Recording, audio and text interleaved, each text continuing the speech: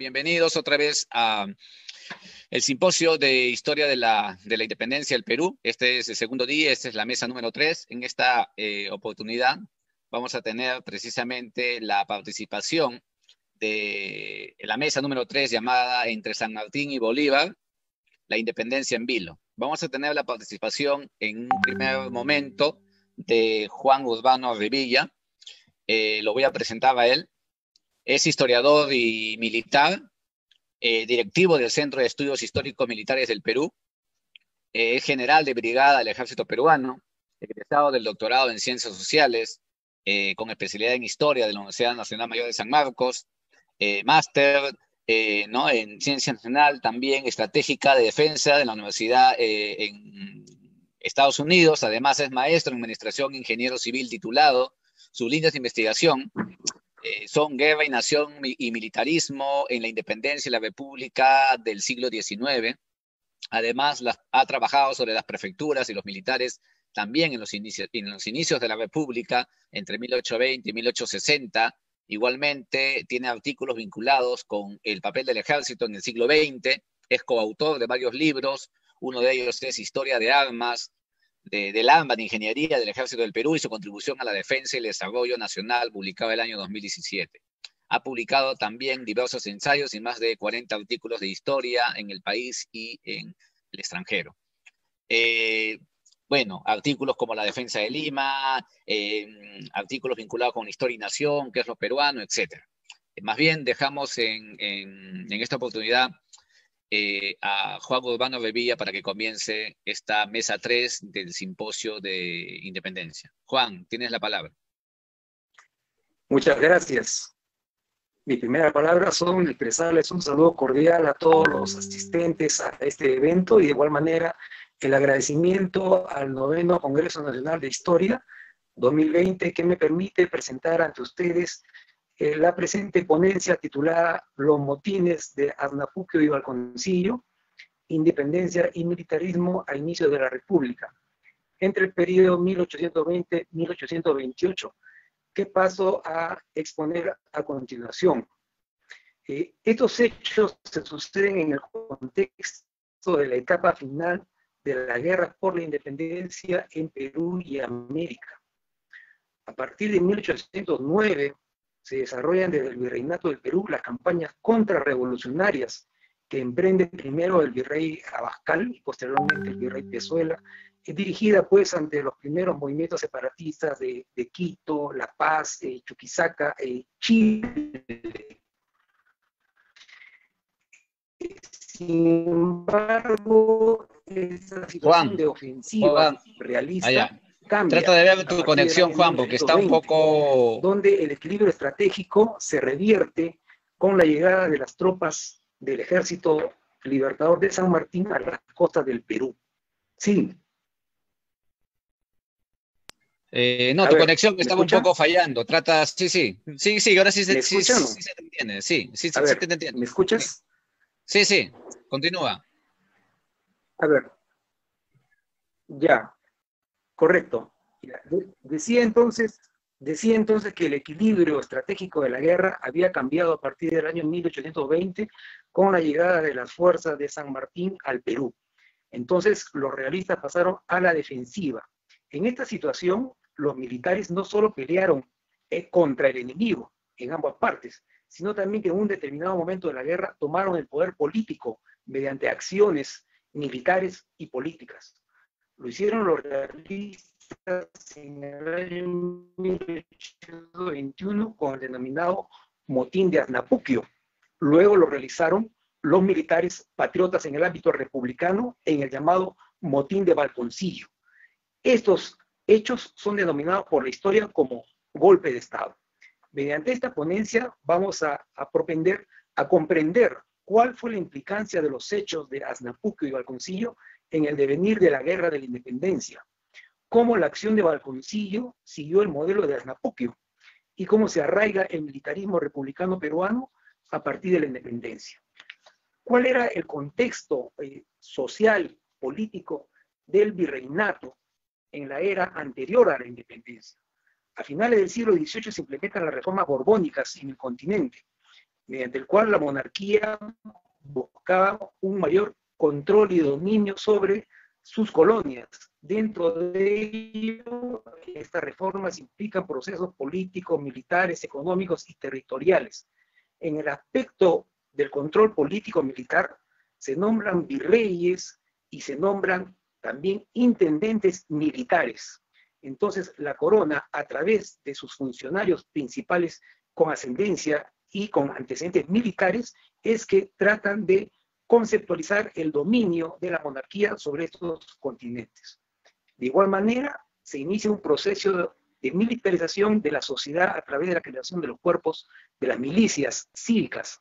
Estas milicias que en algunos casos fueron eficientes y en otros casos fueron decorativas, pero fueron transversales en todos los diferentes estamentos de la sociedad. Entonces decimos de que la sociedad virreinal del tránsito a la independencia fue una sociedad que ya era militarizada, entendiendo el militarismo como la preponderancia de lo militar en los aspectos políticos, económicos, sociales y de gobierno.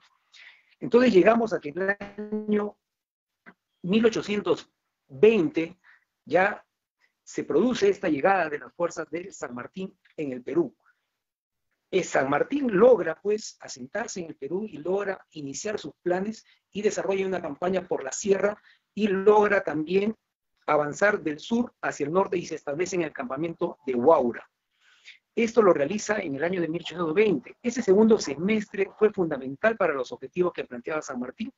Se logró la independencia progresiva pero inicial de la tierra con Álvarez de Arenales, con Torre-Tagle y más aún previamente la de Guayaquil.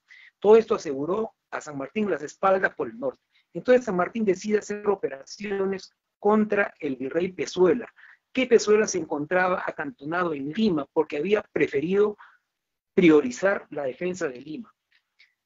San Martín, en el momento de enviar sus fuerzas en dirección norte a sur, desde Chancay hacia Lima, inicia este recorrido, sin embargo, retrocede en vista de que su operación dependía de la llegada concurrente de las tropas de Álvarez de Arenales que estaban en la sierra. Al no tener esas tropas, retrocede a San Martín. Por su parte, Pezuela inicia una contraofensiva y decide salir a enfrentar a San Martín. Pero al ver que San Martín había retrocedido, Pezuela, que atacaba desde Aznapuquio hacia el norte, hacia Huaura, decide a la vez retroceder. Sus avanzadas que estaban al mando de Canterac reciben la orden de retroceder y sobre todo la Serna, que iba con el grueso del ejército, también tiene que cumplir la orden de retroceder. Pezuela pensaba que San Martín lo iba a envolver por el mar, ya que tenían el dominio del mar, y que iban a caer sobre Lima, es decir, priorizó la defensa de Lima. Esto motivó de que el día 28 de enero de 1821 ambas fuerzas habían retornado a sus respectivos campamentos, San Martín a Huaura y Pezuela en Aznapuquio. ¿Pero qué sucedió en Aznapuquio? Ese día, al día siguiente, 29, se produce el pronunciamiento de 19 jefes militares realistas, los más caracterizados, encabezados por Canterac, García Camba, Carralá, Valdés y otros más, que enviaron un pronunciamiento escrito hacia el virrey Pezuela, indicándole de que era innegable que el Perú se perdía irremediablemente si a la cabeza del gobierno no se coloca un jefe que inspire la confianza del ejército y de los pueblos. Es muy importante esta relación que quieren hacer del ejército y de los pueblos para buscar la legitimidad. Le dice que deben reconocer por virrey del Perú aquel a quien la opinión pública y el ejército tiene designado. Todavía no dan el nombre, pero lo emiten en ese pronunciamiento escrito. Esto fue pues algo totalmente inusual en el campo virreinal, algo que no había sucedido, sino con los antecedentes de los encomenderos a los inicios pues, de la colonia. El virrey Pezuela le responde de que él puede entregar el mando militar, pero no el político, porque el político depende de la designación del rey. Sin embargo, los realistas ese mismo día le envían un ultimátum de que le dicen que entregue el mando político y militar porque ambos están unidos, no son separados, y que se debe designar como virrey al general La Serna. Así es como se consuma este golpe de Estado. ¿Cuáles eran las responsabilidades que le achacaban los realistas a Pezuela todos los errores en ese momento de la guerra, haber pasado una acción defensiva, priorizar Lima, haber ocasionado que a través de sus disposiciones con el nombramiento de Torretagle en Trujillo y de Pascual de Vivero en Guayaquil, se pierda todo el norte, de hacer pagos diferenciados entre las tropas que estaban escalonadas en todo el virreinato del Perú, hacer que se pierda el batallón Numancia, que se pasó al lado patriota, en fin, una serie de errores políticos y militares, y sobre todo, principalmente, de que con ese retroceso decían que Pezuela quería capitular, y los realistas que se habían unido no deseaban que esto suceda. Pezuela accede al final y otorga el mando político y militar como virrey a la Serna. Entonces, la Serna, a partir de esos momentos, toma el mando y cambia la estrategia de la guerra. El virrey La Serna, que toma el mando, es denominado y conocido como el virrey intruso, pero la corona al final lo ratificó y la corona tuvo que hacer, si no, caso a los hechos consumados. Y tenía que a la vez evitarse, bajo el punto de vista realista, una guerra civil que sí hubiese sucedido, porque Pezuela también tenía fuerzas a su mando. Esto originó también una serie de apariciones de divergencias entre los líderes realistas. Aparecían dos facciones, aquellos que habían venido de la península y que se habían dirigido hacia el ejército del Alto Perú, como fue La Serna, Canterac, Valdés, Carratalá, y aquellos militares que estaban ya desde antes peleando contra las revoluciones americanas, que era el caso de Pezuela, Olañeta y el general Ramírez, por ejemplo, que abatió la revolución de 1814. Había dos grupos, dos tendencias que no eran uniformes en el pensamiento. La Serna, cuando llegó a hacerse cargo del ejército del Alto Perú, ni siquiera llegó a Lima, no lo conoció al virrey Pezuela, si fue directamente, y desobedecía constantemente las órdenes o las cuestionaba, como menciona Pezuela en sus memorias. Es decir, había un enfrentamiento entre dos facciones militares, dos generaciones. Esto también significó una afrenta contra la disciplina, porque ya existían normas claras de que no podía haber insubordinaciones en los ejércitos. Sin embargo, García Camba, por ejemplo, en su memoria justifica esto, aduciendo que ante una posibilidad de capitulación, la corona había emitido normas en las cuales basta que uno no acceda a una capitulación y se podía desobedecer a quien planteara la capitulación. Este hecho, este golpe de Estado virreinal, es un antecedente muy importante a tener en cuenta en la situación del militarismo. ¿Qué dijo el historiador militar Manuel de Mendiburo? Autores de que el Perú quedara aniquilado y arrasado exclusivamente por la prolongación de una contienda que era artera inútil, origen de tantos males, principiando por el ejemplo de los motines y turbulencias militares.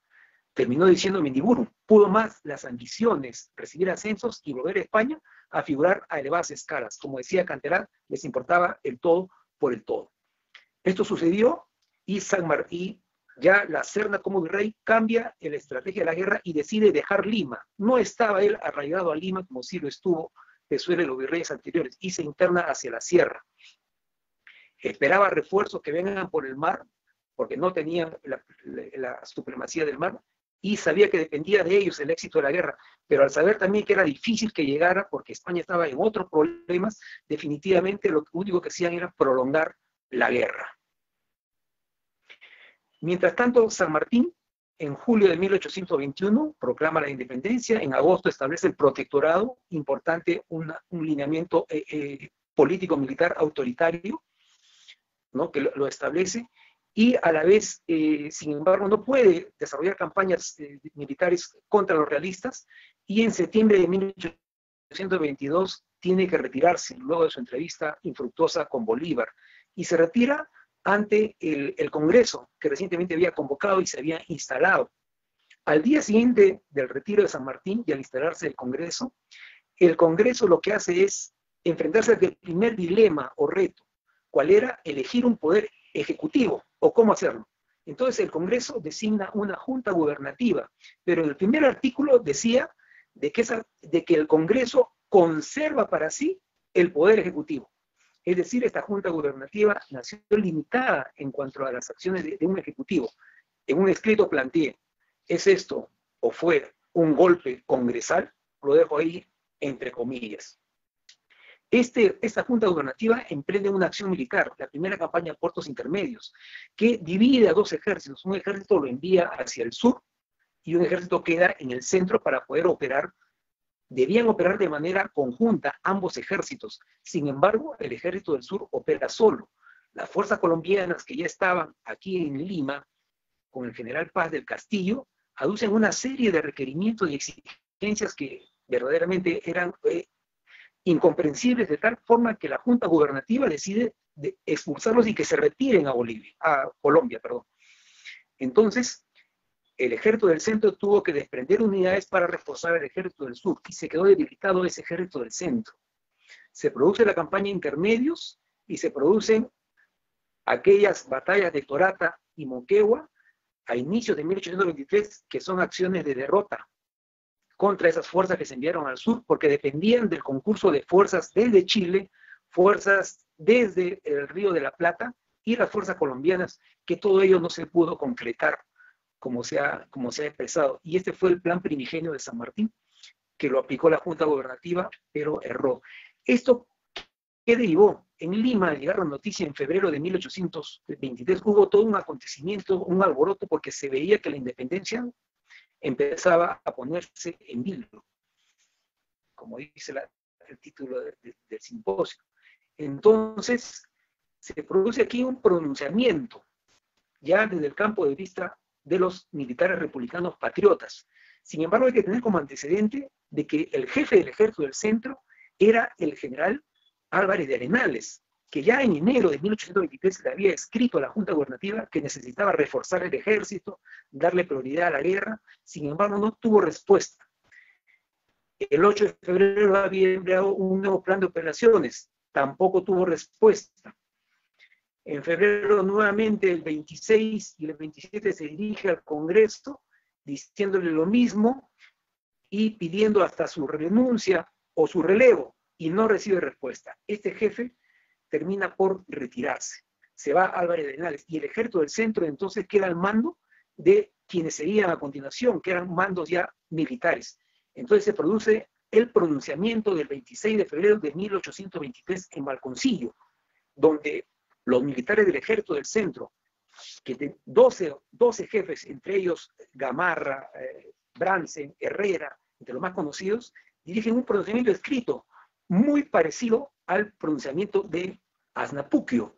Y en ese pronunciamiento dicen que el carácter de la Junta Gubernativa es un cuerpo de irresolución y que la situación actual requiere un jefe supremo que ordene y que sea velozmente obedecido y que reanime el patriotismo.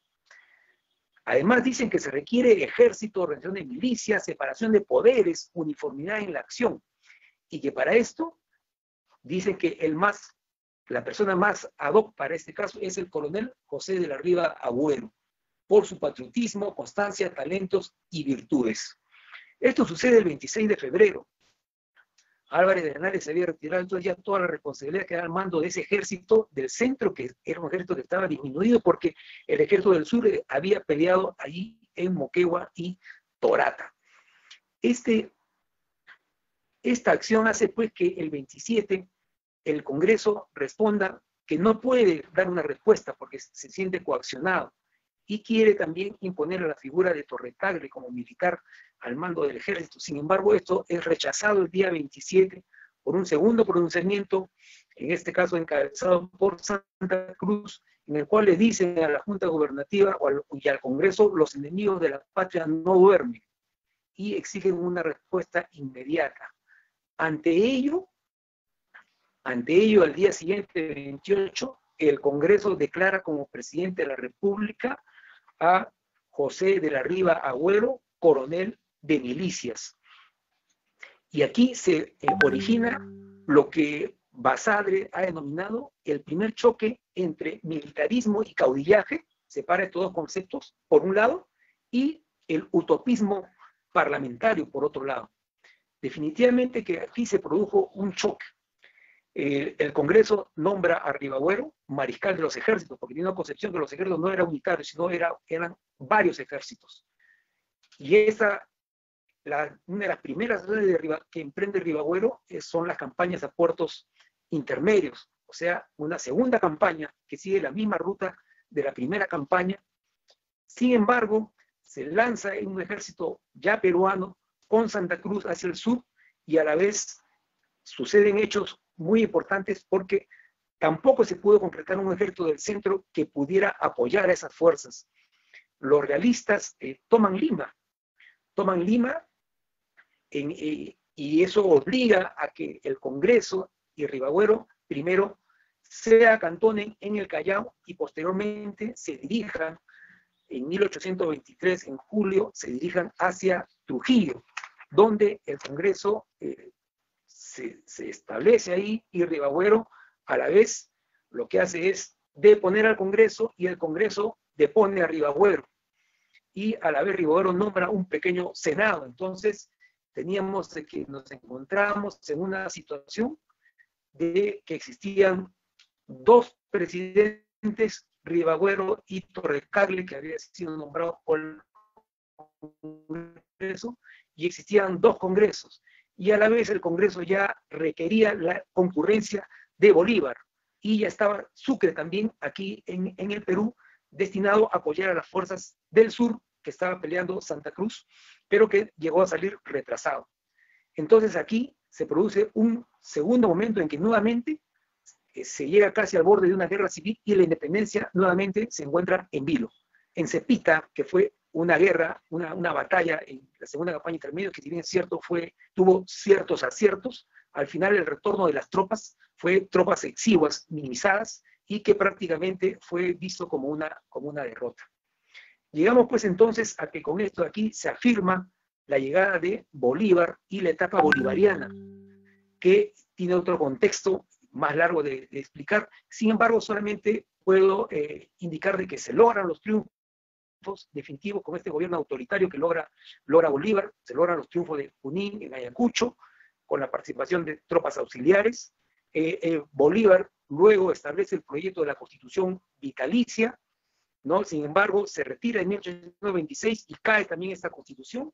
En 1827 se retiran las tropas colombianas que estaban en el Perú, y aquí hay una acción en el año 1828, netamente peruana, que el general Gamarra invade Bolivia y obliga, fuerza el retiro de las tropas gran colombianas que habían quedado ahí en Bolivia, de tal manera que Sucre tiene que retirarse, y en ese año 1828 se terminan de retirar todas las tropas extranjeras que habían llegado al territorio peruano con el propósito de la independencia.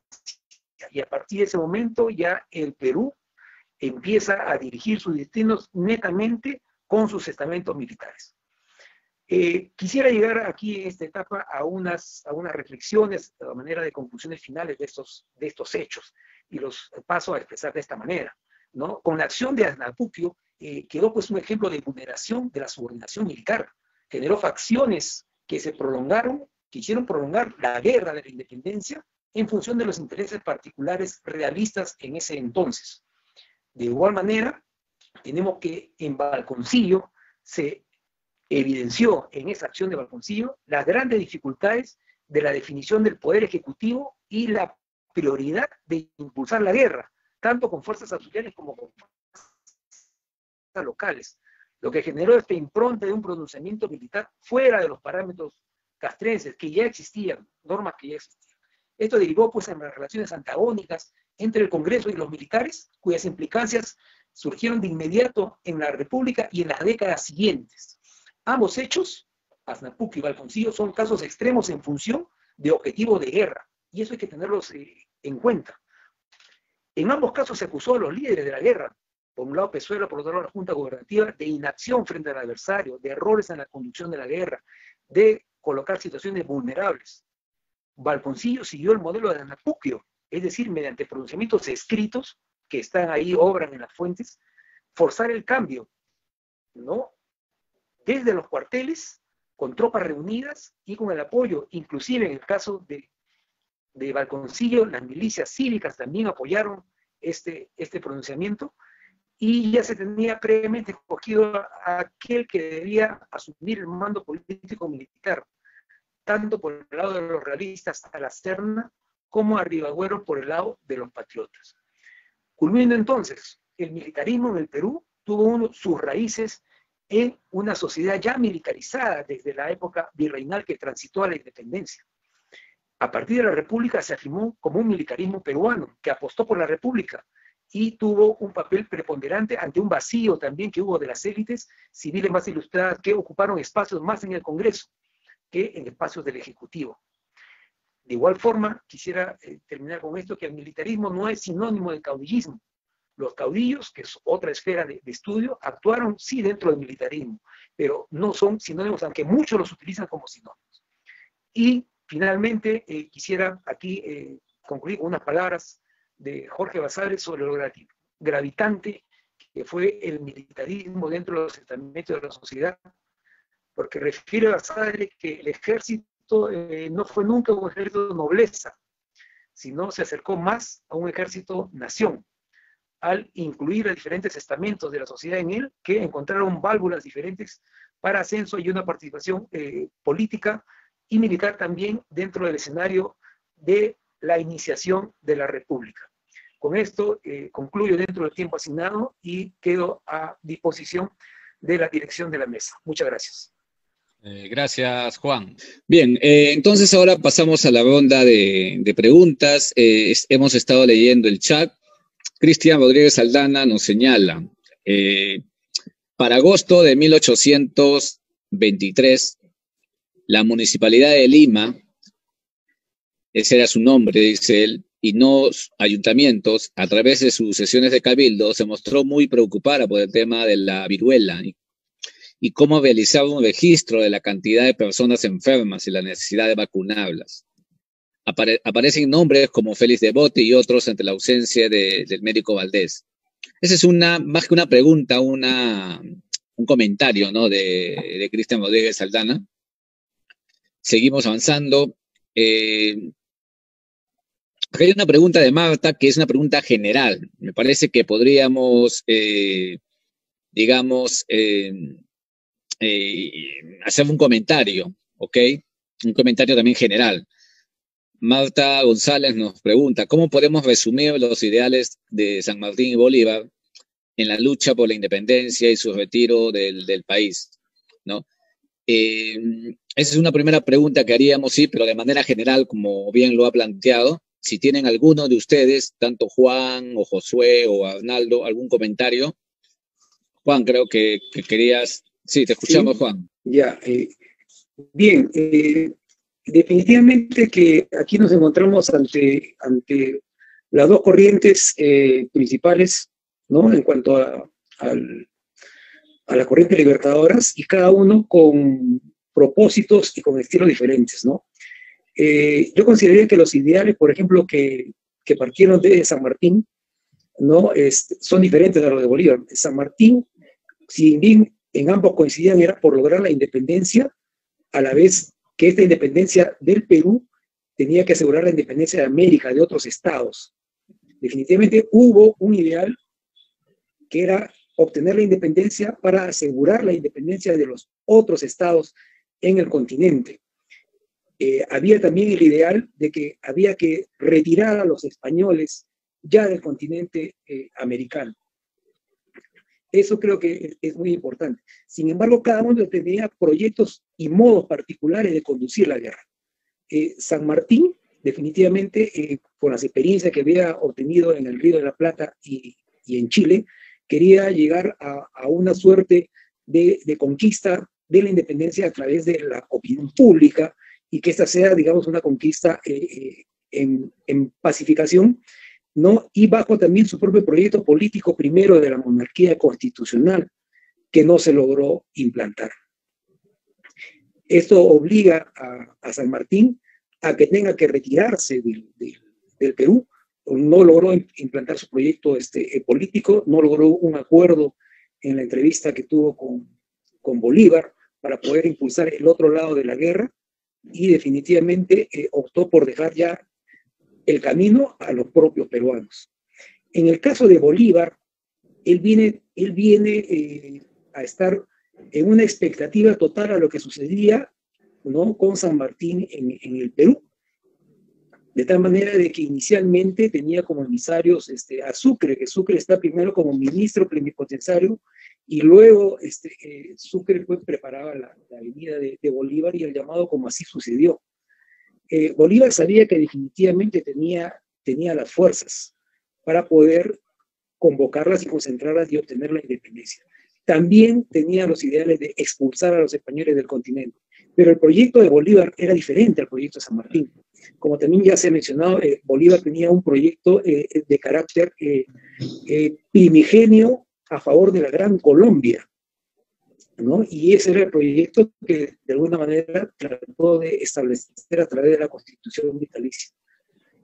Los propios problemas de la Gran Colombia no lograron que se consolide la Constitución vitalicia en el Perú, y eso obligó a su retiro de Bolívar, con lo cual cae su proyecto político y vuelve todo a manos de los peruanos, ¿no? Entonces ahí tenemos divergencias y coincidencias entre ambos caminos político-militares para la independencia y para su retiro. Gracias. Ok, Juan. Sí, Arnaldo, sí, te escuchamos. Solamente quería agradecer a Cristian por el comentario. Es cierto, él fue el que me dijo que tenía que investigar en el archivo municipal, pero bueno, va por el tema, tal vez de los dos ponentes, el tema político y militar de los regímenes autoritarios que bien fueron el protectorado y la dictadura de Bolívar.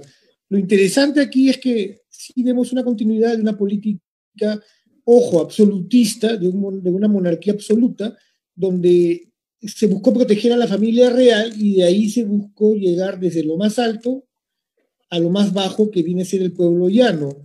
La vacuna no se la negó a nadie durante el periodo de la monarquía hispana, que era una monarquía absoluta durante el reinado de Carlos IV.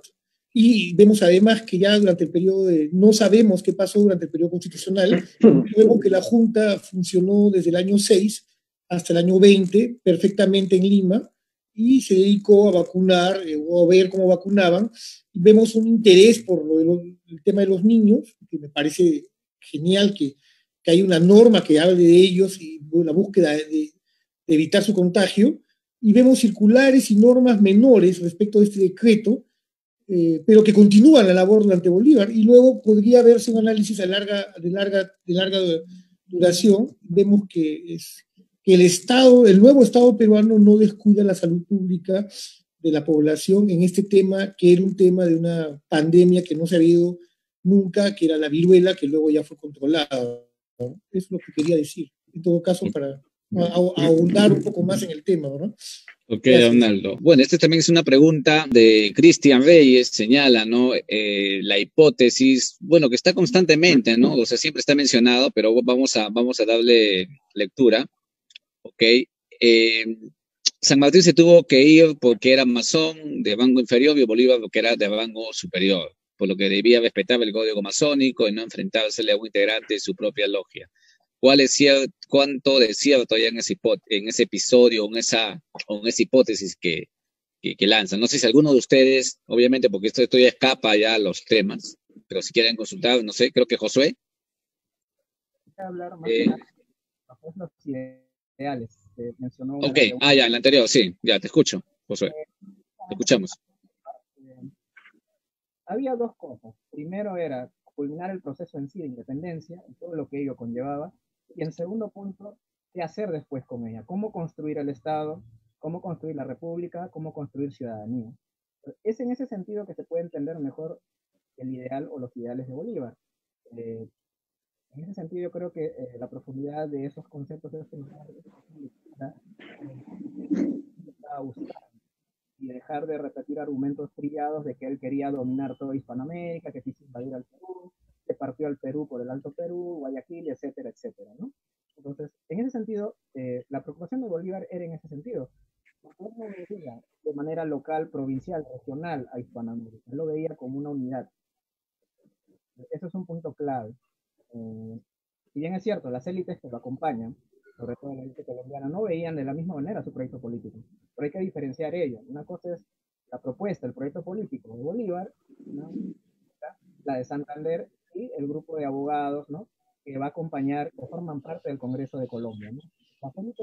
Las élites colombianas, la élite peruana, Bolívar tienen proyectos, en algunos casos hay relación, pero hay muchas más divergencias. Entonces Bolívar, la preocupación era cómo primero crear ciudadanos, cómo crear una república en un lugar donde no la había. Eso fue el gran dilema, la gran paradoja con el cual él va a transitar en todo su periodo político y militar. Cómo construir ciudadanía, cómo construir un Estado. No solo un Estado que sea endeble, sino que perdure en el tiempo. Ahora, él es muy consciente de lo que estaba pasando a nivel internacional. Hay bloques importantes. Uno, tienes la monarquía, tienes lo que está pasando en Europa con la Santa Alianza, tienes presencia francesa, inglesa en el Perú, tienes al grupo de los Estados Unidos que empieza a incursionar sobre América Latina. Entonces, él está viendo de manera global, no solo de manera local y regional lo que está pasando en Hispanoamérica. Entonces, su preocupación es crear un Estado fuerte, centralista, que perdure en el tiempo, y a su vez dentro de ese Estado crear ciudadanos que en el tiempo logren tener virtudes cívicas, que sean virtuosos, que apliquen ciudadanía, que puedan como ciudadanos dejar de tener la mentalidad de súbditos colonial para poder de a pocos ser ciudadanos de carácter moderno.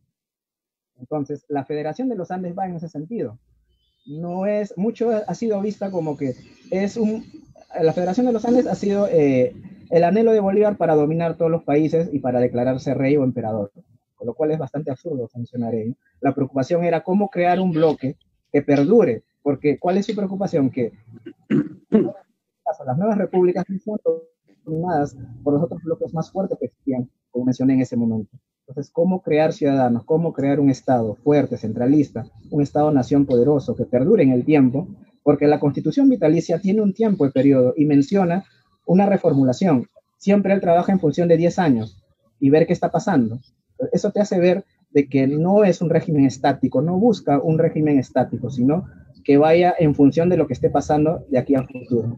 Esto de manera general para mencionar, ¿no? Bien, seguimos con algunas preguntas que se van dando. A ver, vamos a continuar. Para Josué también de manera, digamos, particular, Cristian Aldana nos pregunta, ¿no? Que es muy interesante lo que señalas, pero me gustaría saber cuáles son las características de esta segunda parte de la dictadura comisarial, que tiene como base el 4 de febrero de 1824. Josué, si contestas eso, para después, acá tengo varias preguntas generales ya para ir cerrando. Lo fui mencionando en la exposición. La dictadura comisarial de 1824 ya es diferente porque, primero, no existe un Congreso, no hay una figura presidencial. Bolívar posee los poderes de manera absoluta, todo el poder de la República. Y es con ello, con ese poder es que empieza toda la organización militar, logística para la batalla, pero a su vez hay una preocupación, no solo en lo bélico, sino también en otros aspectos, decretos, normas. Justamente mencionaba el caso de Arnaldo, mencionaba, ¿no? En el periodo bolivariano, cómo es que se trabaja el tema de la viruela. Ese es un aspecto. Otro aspecto, la creación de instituciones, la universidad, la Corte Superior, el Ministerio General, o sea, crear un Consejo de Estado que respalde justamente este proceso dictatorial. Porque este proceso dictatorial no fue bien visto tanto dentro del mismo bando peruano como a nivel de las otras naciones o las otras repúblicas que ya habían declarado su independencia, habían conservado como ahora Bolívar, con ciertos recelos. Pero básicamente esas son las características. A pesar de que el poder, la dictadura que le es otorgado a él, ya no tiene un límite de tiempo, porque en el decreto no le estipulan cuánto tiempo va a tener ese poder. Es ilimitado, no hay tiempo, es amplio, absoluto, no hay una restricción. Le dejan absolutamente el escenario para que él pueda hacer y deshacer según convenga. Es justamente lo que en esta coyuntura militar es lo que demandaba en ese momento. Y es justamente en función de ello que el Congreso le va a otorgar los amplios poderes de manera ilimitada. Ok, Josué, acá hay una pregunta para Juan Urbano de manera directa. ¿Cuál es la enseñanza que nos deja el motín de Balconcillo? Juan, si podías contestar la pregunta, por favor. El motín de Balconcillo, si me escuchan bien, el motín de Balconcillo creo yo que deja varias enseñanzas. Bajo diversos enfoques que hay que apreciarlo, ¿no? Primero, bajo el enfoque de punto de vista de lo que se desarrollaba en esos momentos de la guerra. ¿Era necesario tener un impulso en la guerra? Sí era necesario tener un impulso en la guerra, que se logró a través de la acción del motín de Valconcillo. Esa es una lección que deja de cómo poder apreciar en qué momento se debe dar impulso a una guerra, pero también deja una lección de que hubo una gran dificultad de poder concebir un poder ejecutivo propio, porque el motín de Valconcillo se origina casualmente en las falencias que tuvo la Junta Gubernativa, porque nació como un apéndice del Congreso, y el Congreso era quien tenía el poder sobre ese nuevo poder ejecutivo, como indiqué, una suerte de golpe congresal o caudillismo congresal. Entonces, deja otra lección, ¿no? Que era difícil poder implantar un poder ejecutivo. Esos congresistas, esos primeros diputados que hubieron, que tenían la misión de hacer una constitución, tuvieron que decidir por elegir un poder ejecutivo. Y tenían de repente el temor de poder elegir, dar a una sola persona todo el poder fuerte, porque se temía pues que se implante una suerte de monarquía. Ya se había retirado casualmente San Martín y había caído el proyecto monárquico de San Martín. Ya la Asamblea Constituyente, ese Congreso ya había apostado porque en las bases del Congreso se tenía que el Perú debería ser una república, pero tuvo problemas en elegir un adecuado poder ejecutivo. Esa es una segunda lección que deja el motín de Valconcillo. Una tercera lección que deja el motín de Valconcillo es que definitivamente el estamento militar que actuó es un estamento militar en tránsito hacia una república, totalmente definidos. Entonces, mucho quedó al albedrío, al ímpetu, y también siguió el modelo, como indiqué, de Asnapuquio. Definitivamente hay lecciones que aprender, unas buenas y otras definitivamente negativas, pero que sí marcó ese choque que hubo entre el militarismo por un lado, se suman los caudillos a eso, y el parlamentarismo por otro lado, que tuvo que tomar decisiones en esos momentos que incidieron en todo el transcurso de esos momentos, donde lo principal era la guerra. Después de la guerra era establecer una constitución, establecer de repente, llegar a esos ideales tan deseados de la ciudadanía como se ha esbozado, ¿no? Pero definitivamente allí había un interés principal que debía de adoptarse, y ese interés era obtener la expulsión de los españoles, y eso solo se lograba a través de una guerra, como se comprobó al llamarse a Bolívar y darle todo el poder autoritario pues, a Bolívar, ¿no? Eso es lo que podría indicar en cuanto a algunas de las lecciones del motín de Valconcillo.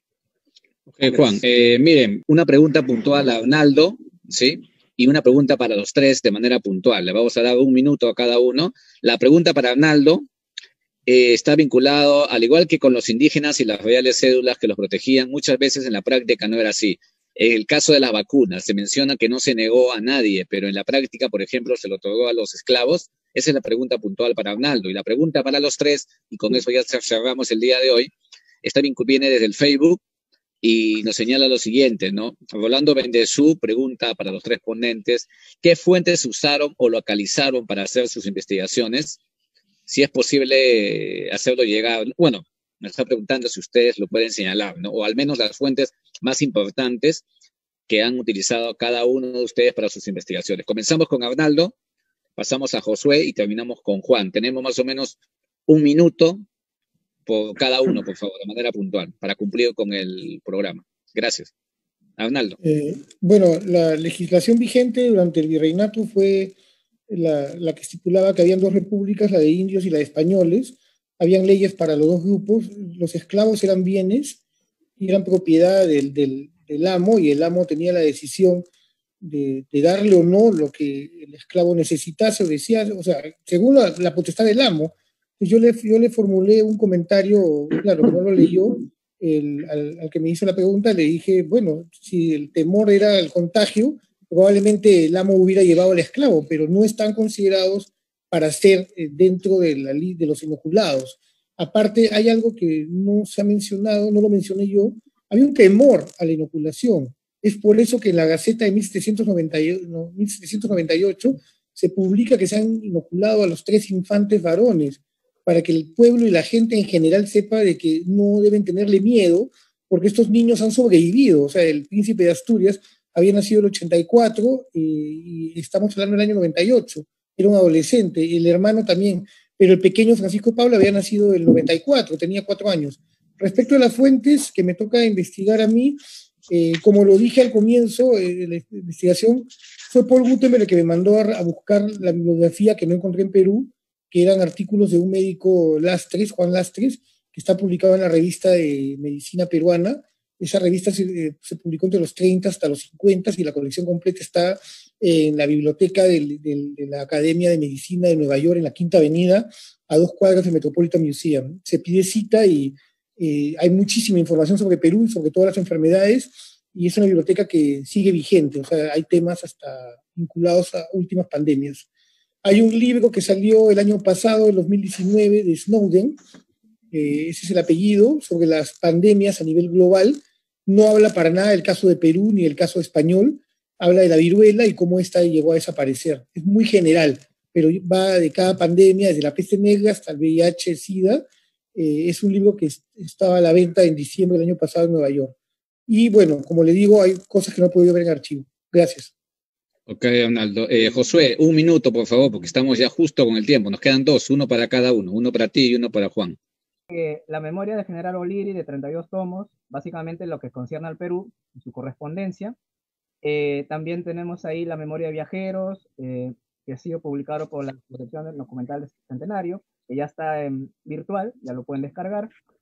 También memoria de viajeros como Proctor, Stevenson, etcétera, ¿no? También la memoria de Antonio López, que fue parte de edecán de Bolívar. Básicamente esas memorias, ¿no? Lo que he estado trabajando por ahora, y por ahí se me escapan algunas, pero por cuestión de tiempo no los voy a mencionar. Básicamente eso es lo que he estado trabajando principalmente. Ok, Josué, para terminar el día de hoy, Juan, te escuchamos. Bien, sí, en cuanto a las fuentes que se han utilizado y que recomiendo para estos temas, en cuanto a las fuentes documentales sobre los pronunciamientos de Valconcillo y Asnapuquio, recomiendo leer el álbum de Ayacucho, donde están los documentos y donde está toda la secuencia de estos pronunciamientos, e inclusive particular atención a las cartas de Arenales que envía a la Junta Gubernativa y al Congreso. Ahí se encuentra bastante documentación muy buena. Esta la hizo Hipólito Herrera, un capitán de caballería, y es muy útil esta fuente. Otra fuente que recomiendo es poder visualizar la guerra desde el punto de vista realista. Para esto es muy necesario revisar las memorias de gobierno del virrey Abascal y también la memoria de gobierno del virrey Pezuela. En particular, esta última es bastante precisa en cuanto casi día por día, mes a mes, año a año, y habla mucho de la relación que tuvo con la Serna, ¿no? y de todas las circunstancias de la guerra, que es el periodo que le corresponde, ¿no? Esa memoria. Y también recomiendo las memorias de el general García Camba, también realista, que participó en todas estas batallas, ¿no? Y son, pues, muy certeras, ¿no? Ahí encuentra el motivo por el cual ellos, pues, justifican, ¿no? El golpe de Asnapuquio, ¿no? Porque decían, pues, de que se podía hacer eso, ¿no? Si es que se veía una posibilidad de capitulación. Esas son las fuentes principales. Hay otras fuentes secundarias que son muy conocidas, ampliamente conocidas de la historia de Perú, que son ya de conocimiento general de todos ustedes, Juan, Basadre y los clásicos. Gracias por tu intervención. Bien, entonces, gracias a Arnaldo Mera, gracias a Josué también y a Juan Urbano por estar presente en esta mesa número 3 del Simposio de Independencia. Muchas gracias a todos. Nos vemos a las 11 de la mañana en la mesa número 4.